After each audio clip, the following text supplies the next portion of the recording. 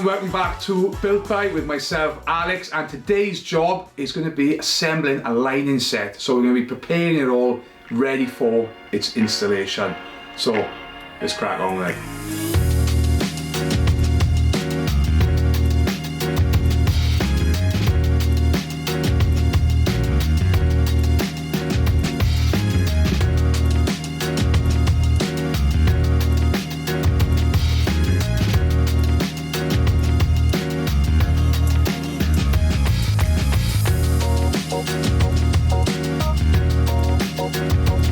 Okay, so we've assembled the lining, we've housed the legs into the head.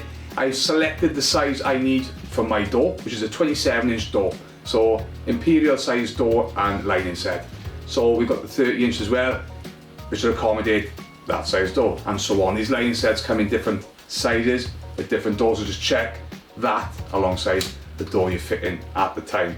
So housed in and fixed, and we put a bottom strap as well to keep it all nice and parallel before we install.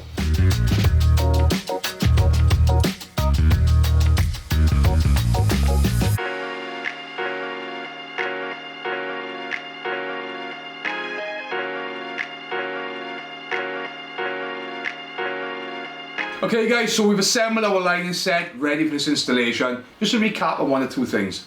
The lining legs fitted into the pre-manufactured housed head to the size of the door that you're going to be swinging. Also, even though the Optimaxx screws that are going to be used to fit this lining are self-drilling and self-countersinking, I've still, as good practice, marked out the positions of the screw fixings onto the lining leg to make sure everything is in a good position and a good solid fixing. Also, at the bottom, don't forget a nice little brace to keep your legs parallel to the size of the door inside the head width on the top. You've been watching Built By with myself, Alex, and I'll catch you on the next project.